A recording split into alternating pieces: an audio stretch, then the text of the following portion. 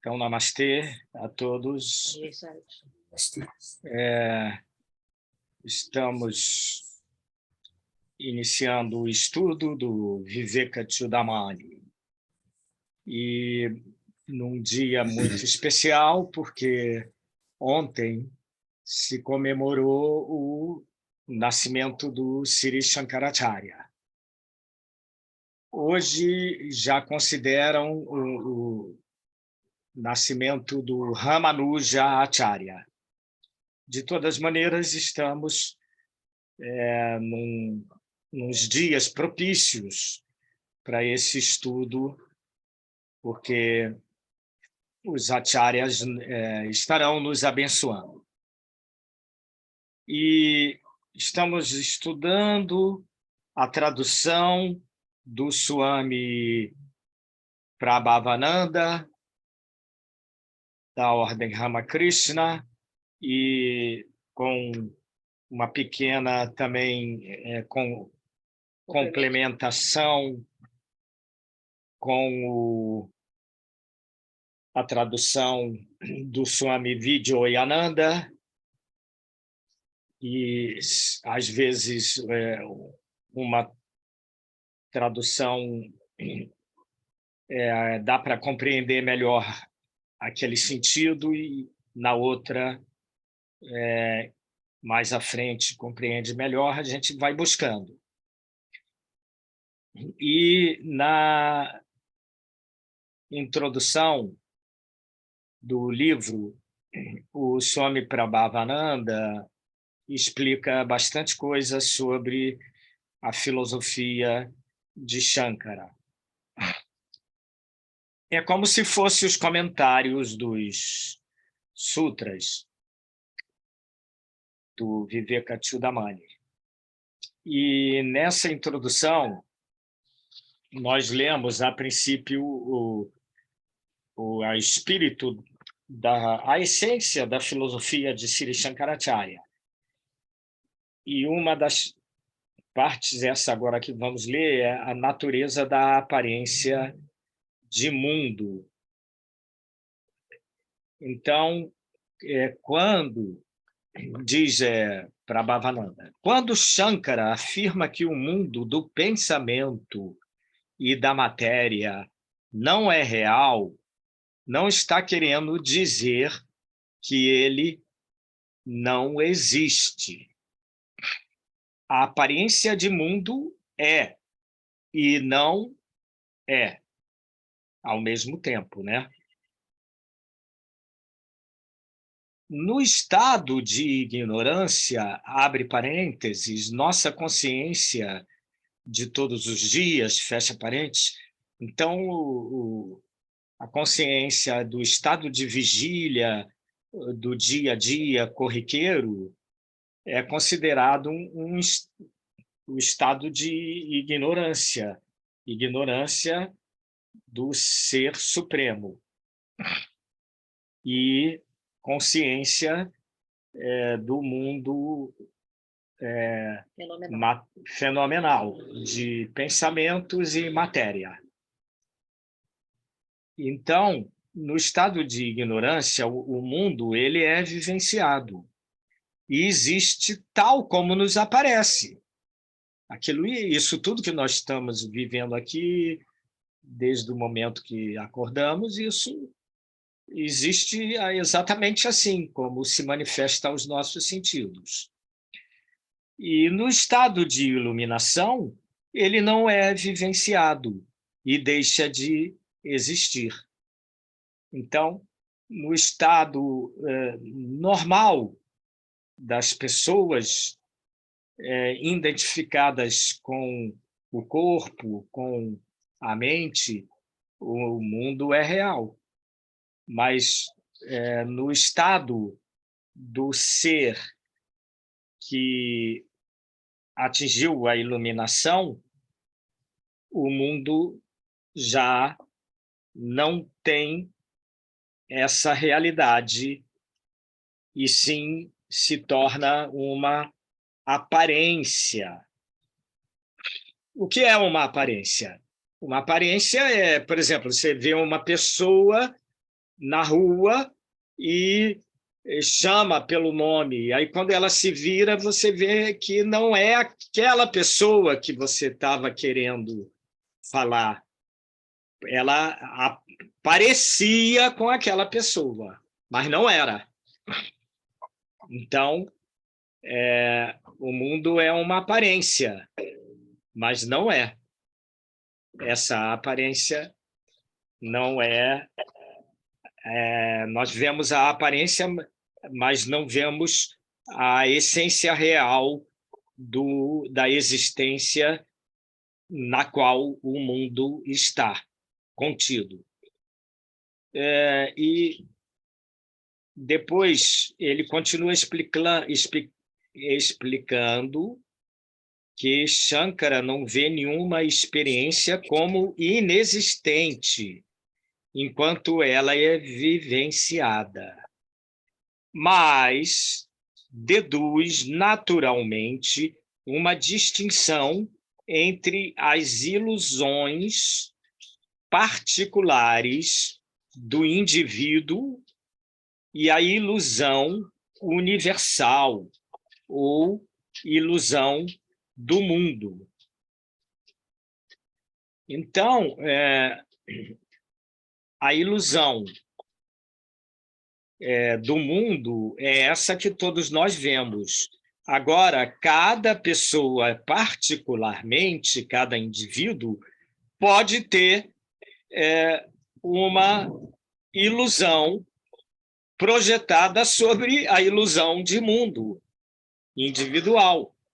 Aí é diferente para cada um. Mas a ilusão, a aparência de mundo é igual para todos nós. Todos nós vemos a grama verde, todas as manifestações do mundo material digamos, captada da mesma forma para todos nós. E a primeira ele chama pratibhasika, ou seja, ilusória. E a segunda, o termo técnico é vyavaharika, fenomenal. Por exemplo, os sonhos de um homem são as suas ilusões particulares, porque só ele que tem aquele tipo de sonho. E é dele. Agora, por exemplo, essa ilusão do dia a dia, nós todos compartilhamos, nós vemos juntos. É igual, por exemplo, nós fomos ao cinema assistir o mesmo filme. Então, depois a gente comenta sobre o filme e tal, que nós assistimos. Agora, a pessoa que não assistiu o filme, ela não pode comentar o filme porque ela não fez parte daquele coletivo de amigos que foram ao cinema juntos. E a ilusão, mais a ilusão universal, porque a primeiro ele explicou do fenomenal, por exemplo, os sonhos de um homem são as suas ilusões particulares. Quando ele acorda, elas deixam de existir. Mas a ilusão universal, a ilusão do mundo fenomenal, persiste durante toda a vida de vigília do homem, a não ser que ele se conscientize da verdade mediante o conhecimento de Brahman. Então, essa ilusão universal é coletiva e, ao mesmo tempo, ela se mantém durante todo o estado de vigília. Por exemplo,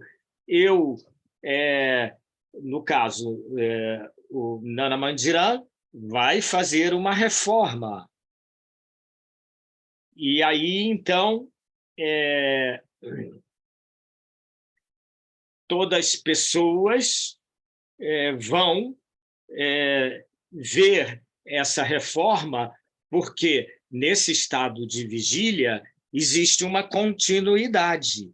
Você começa a botar um tijolo aqui, amanhã você já fez uma parede. Mas no estado de sonho, com sonhos, essa continuidade não existe. Eu não posso, por exemplo, plantar uma árvore no meu sonho e colher no sonho, na semana que vem, no mês que vem, algum fruto daquela árvore. Não há continuidade. Então, esses dois tipos de ilusão, com os termos técnicos, né, que complicam um pouco, que é a pratibhashika e o vyavaharika.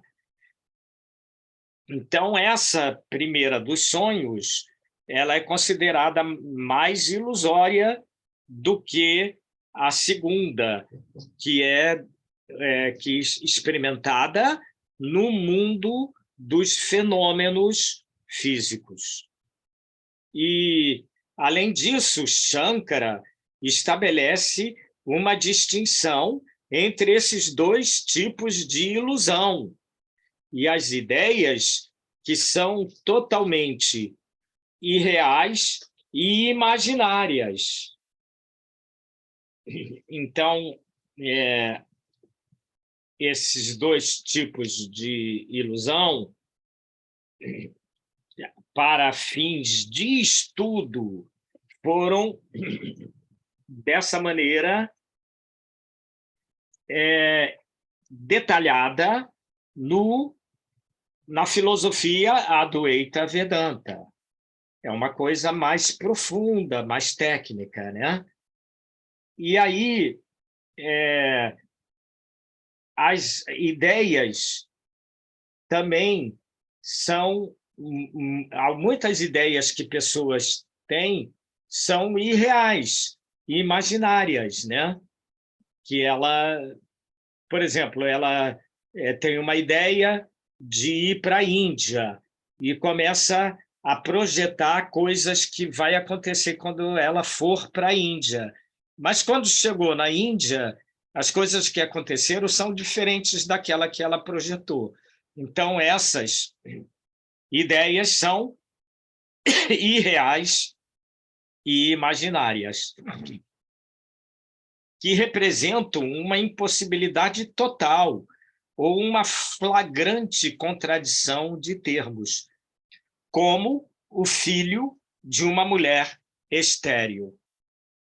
Isso aqui é uma sentença muito antiga, não é criada por Sri Shankaracharya.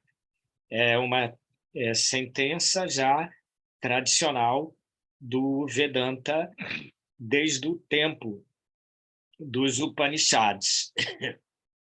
Ou seja, é uma ideia irreal, imaginária, impossível da mulher estéril ter o filho.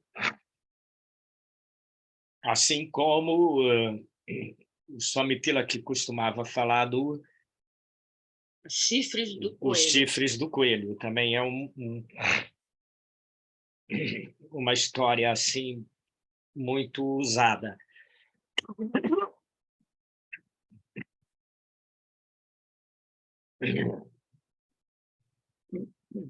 Estamos, pois, diante de um paradoxo. O mundo é e não é. Ele não é nem real, nem inexistente, porque ele existe. E, não obstante, este aparente paradoxo é simplesmente a afirmação de um fato que Shankara denomina Maya.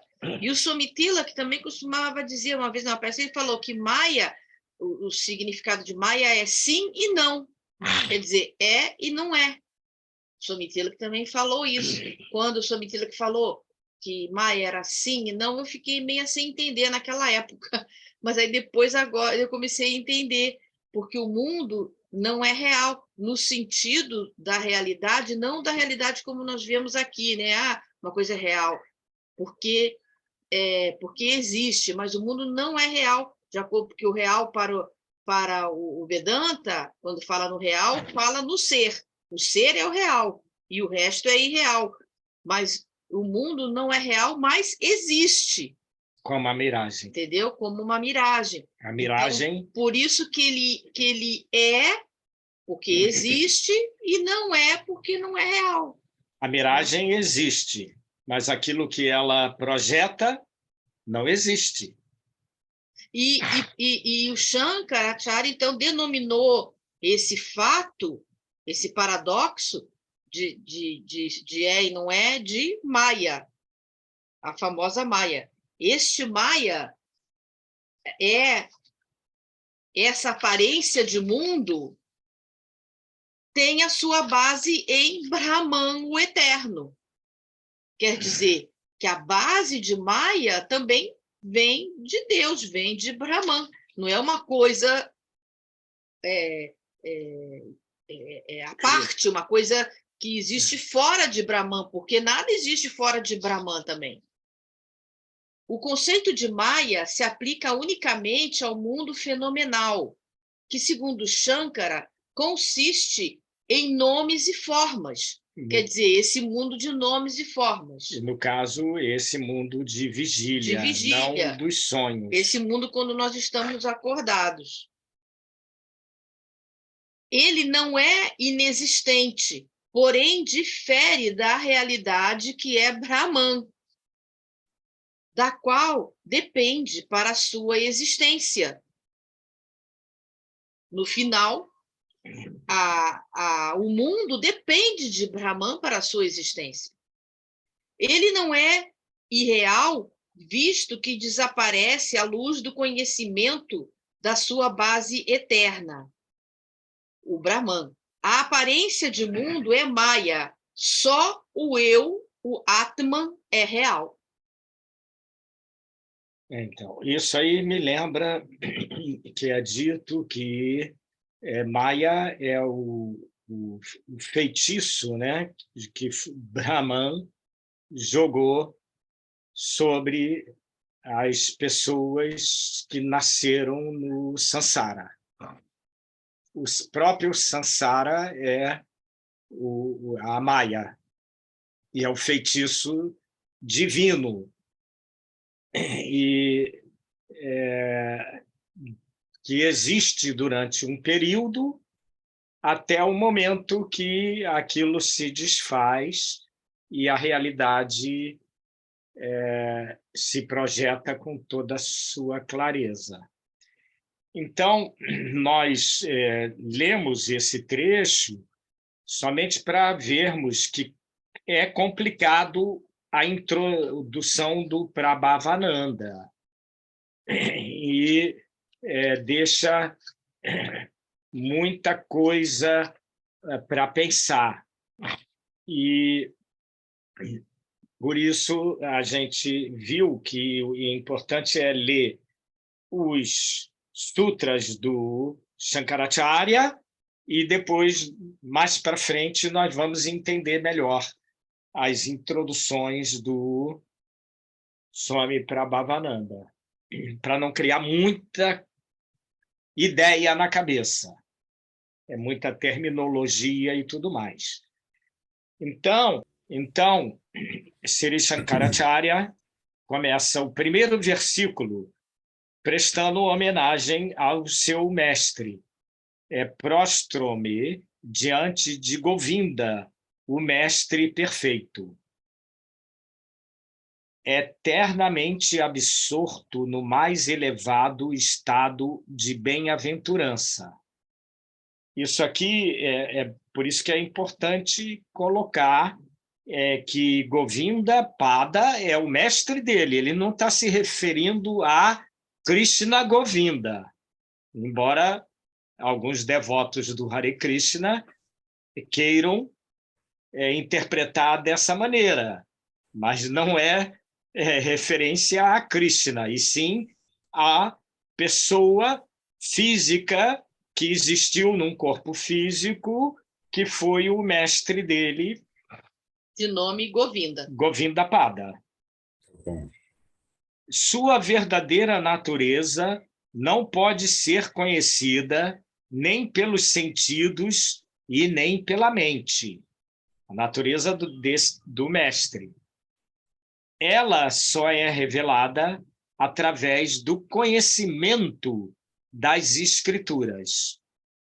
Porque é uma tradição também, no começo das escrituras, sempre se referir, nos primeiros parágrafos, a um mestre ou a alguma divindade também.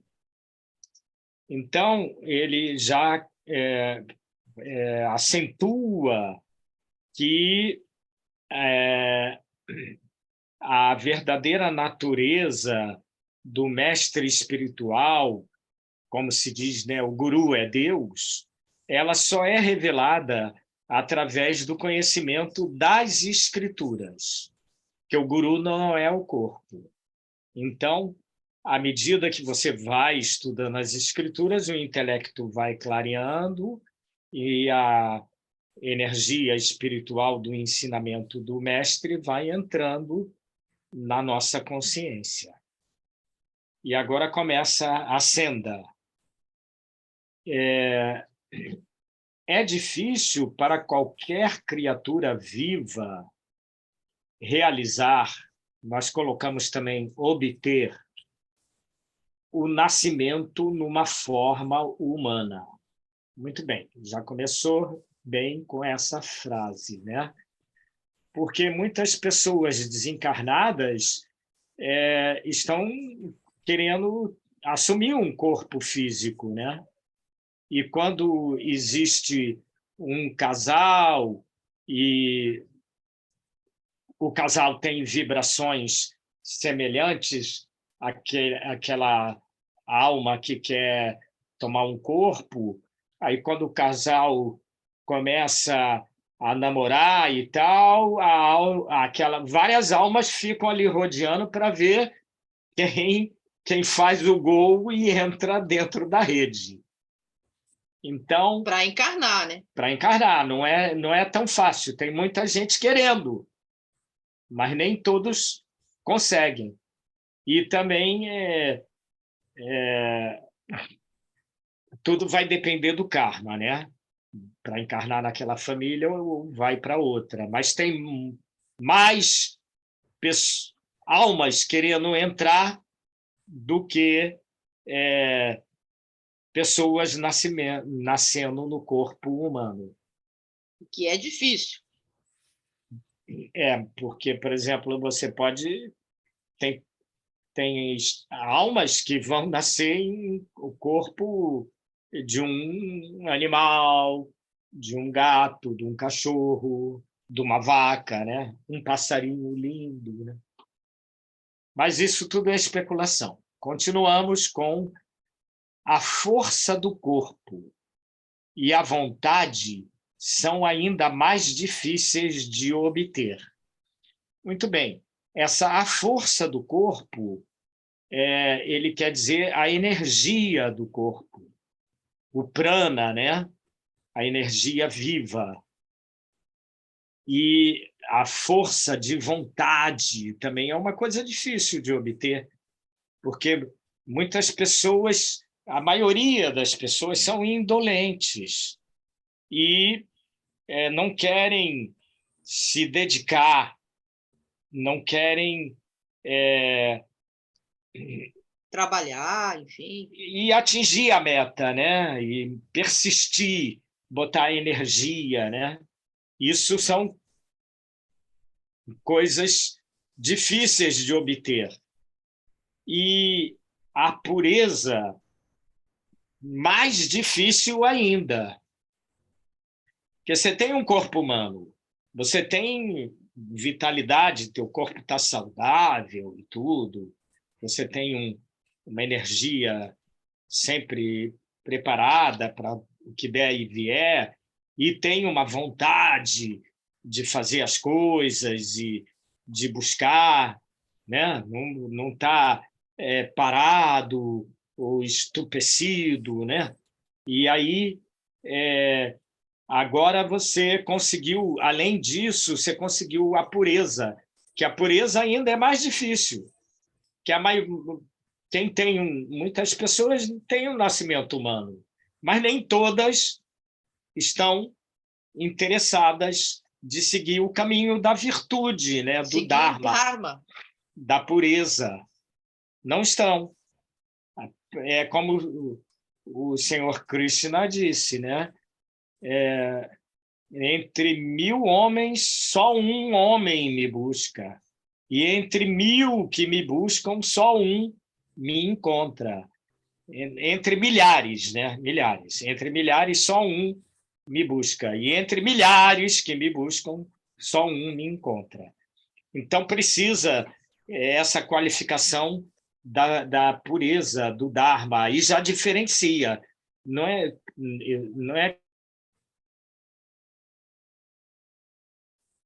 eu sigo o Dharma.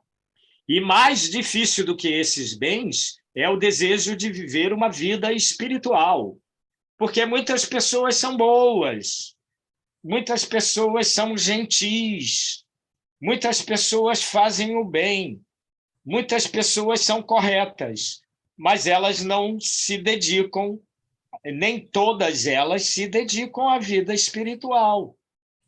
São poucas que se dedicam, como estamos dedicando aqui o estudo. Cadê aquelas pessoas todas que estavam aqui no começo? Já sumiram. Então,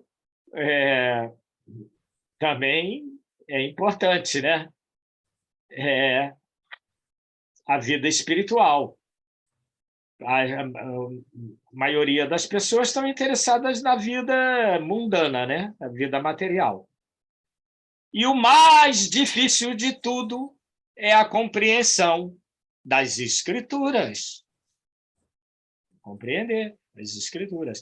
Mas sem praticar essas virtudes, a mente não consegue compreender as Escrituras, porque a mente fica embotada pelos desejos e pelos sentidos. Por isso que a pessoa tem que fazer as austeridades, jejum, castidade. Então, diz que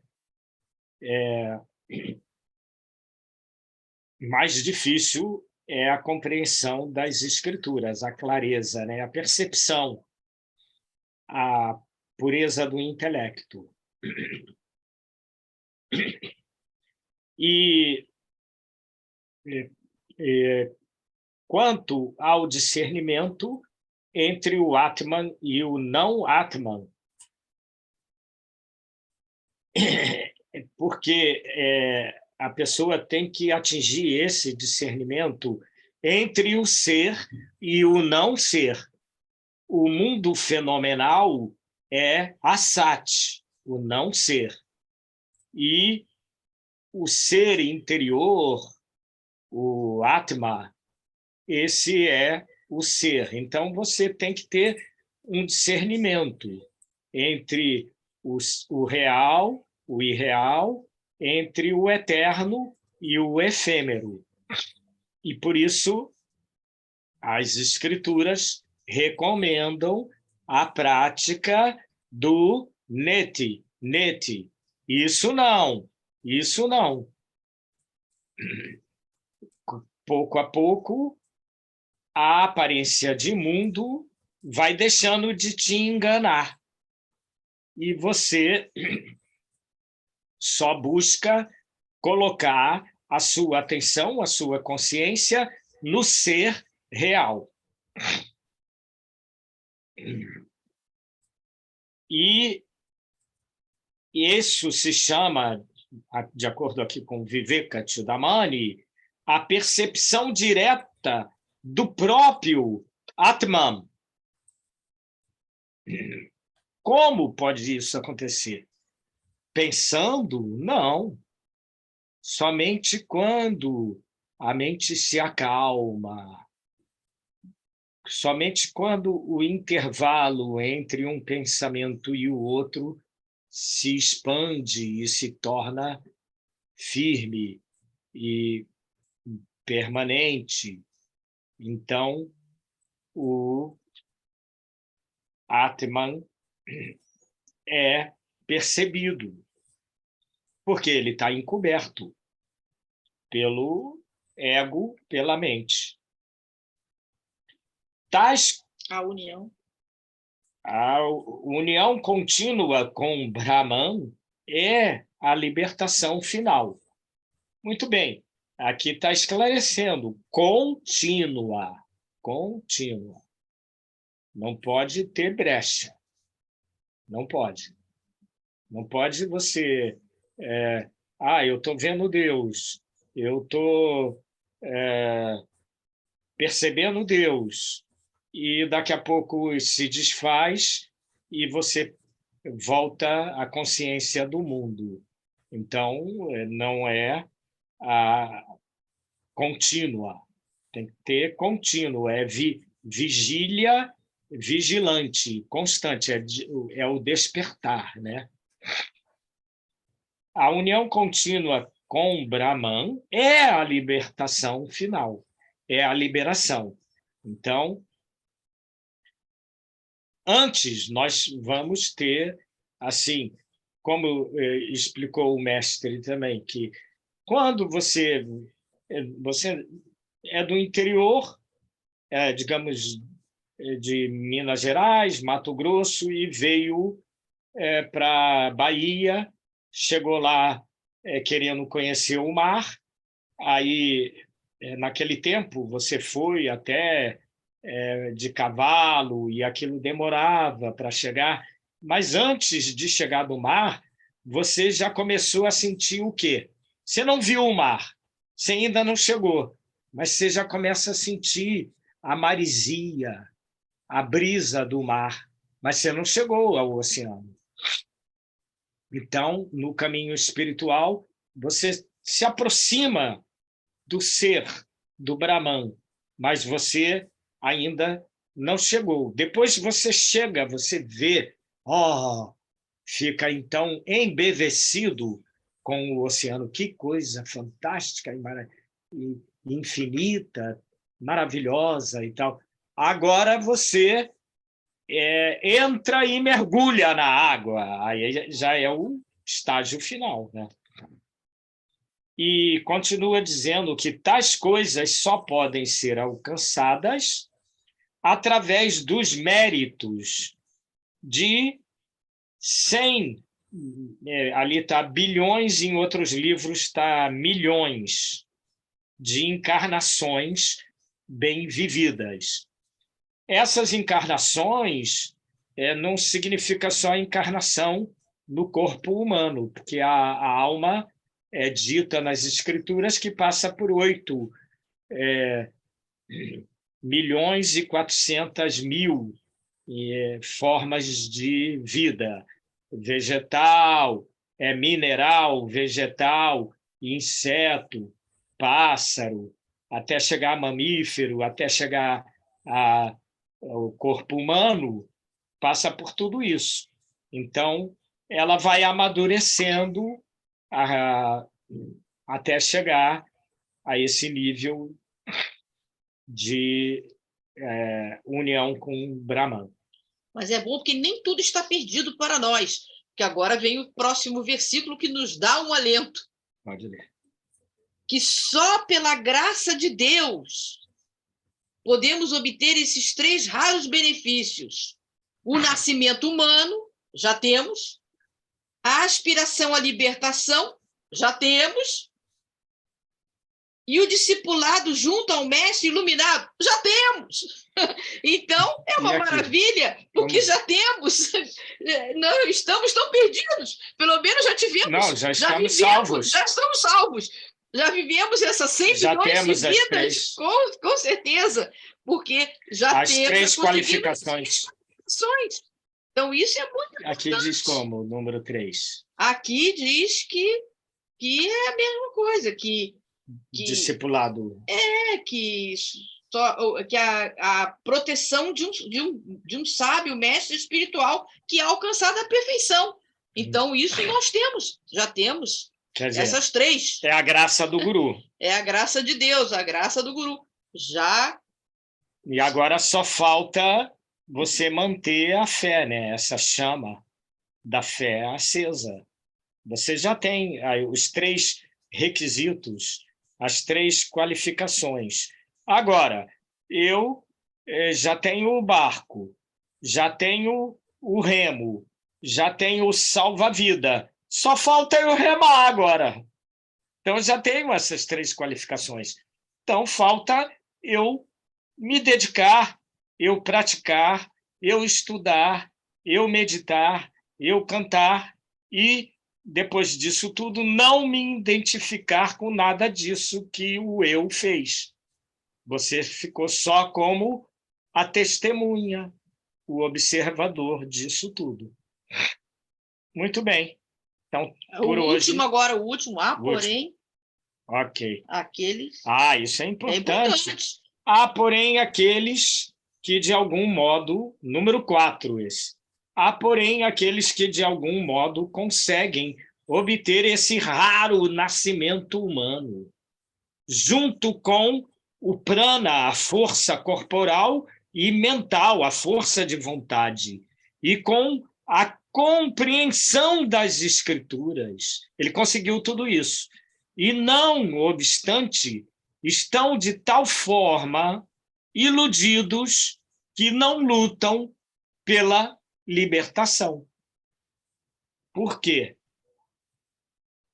Eles têm o corpo, eles têm energia de vida, prana, eles têm vontade, interesse, e estudaram as escrituras e compreenderam. Agora, o que falta? Realizar. Mas... não fazem nada. Eles não lutam pela realização. É aquilo que eu falei do barco.